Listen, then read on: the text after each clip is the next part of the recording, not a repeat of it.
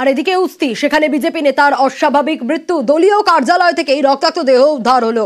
3 দিন নিখোঁজ ছিলেন এই বিজেপি নেতা, আর তারপর গতকাল রাতে তার দেহ উদ্ধার। নিহত বিজেপি নেতা পৃথ্বীরাজ নস্কর। আরো বিস্তারিত এ বিষয়ে আনিশ জানাতে পারবে। আনিশ রয়েছে আমার সঙ্গে। আনিশ, মথুরাপুরের সোশ্যাল মিডিয়ার কনভেনর এই বিজেপি নেতা, কিভাবে তার মৃত্যু? নিখোঁজ ছিলেন তিনি 3 দিন, তারপর গতকাল এই ঘটনা। মৃত্যু কিভাবে জানা গেল?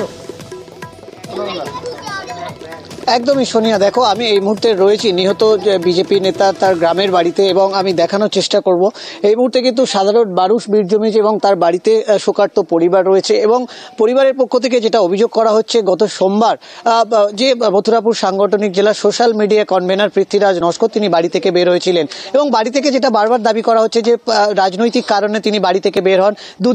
একদিন তিনি বাইরে থাকেন, তবে এবারে তিনি যখন সোমবার বাড়ি থেকে বের হন, তারপর 3 দিন কেটে যাওয়ার পরও তার সাথে কোনো রকম ভাবেই যোগাযোগ করা যায়নি। আর তারপরেই কিন্তু বৃহস্পতিবার উস্তি থানায় একটি নিখোঁজ অভিযোগ দায়ের করা হয়। পরবর্তী সময় অর্থাৎ শুক্রবার তারা কিন্তু বিভিন্ন এলাকায় খোঁজাখুঁজি করার সময় তাদের বাড়ি থেকে অর্থাৎ আটপাড়া এলাকা থেকে দ্বীপের মোড় বেশ কিছুটা দূরে সেখানে বিজেপি কার্যালয় রয়েছে, এবং সেই বিজেপি কার্যালয়ে যখন গিয়ে তারা খোঁজাখুঁজি করে, দেখেন যে বিজেপি কার্যালয়ের বাইরে থেকে তালা বন্ধ অবস্থায় রয়েছে, এবং ভেতরে গিয়ে দেখেন যে সেখানেই কাপড় জড়ানো অবস্থায় একটি দেহ পড়ে রয়েছে।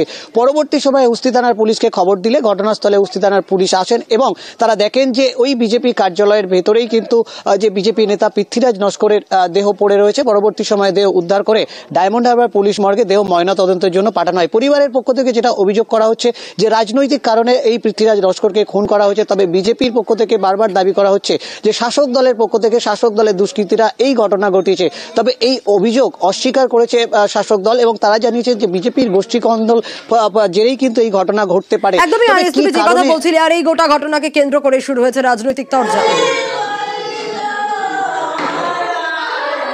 বিজেপির যেহেতু অ্যাক্টিভ সদস্য, সুতরাং মানে যারা শাসক দল আছে তাদের রক্তচক্ষুর শিকার হয়েছে 100%। রাজনৈতিক ভাবে ওকে মার্ডার করা হয়েছে, এবং ন্যাচারালি হচ্ছে শাসক দল তৃণমূলের হাত থাকার সম্ভাবনা 99%। বিজেপির কার্যালয় থেকে যদি বিজেপির কর্মীর দেহ উদ্ধার হয়, রক্তাক্ত দেহ, সেক্ষেত্রে তৃণমূলকে যারা দোষারোপ করছে কালিমালিপ্ত করার একটা চক্রান্ত। তাদেরকে বলবো নিজেদের যে তদন্ত, সেই তদন্ত করে দেখুক ওই কোন লবিতে ছিল এবং কোন লবির কারা তাকে প্রহার করেছে বা কারা তাকে এইরকম আক্রমণ করেছে। নিশ্চিতভাবে তারা বুঝতে পারবে।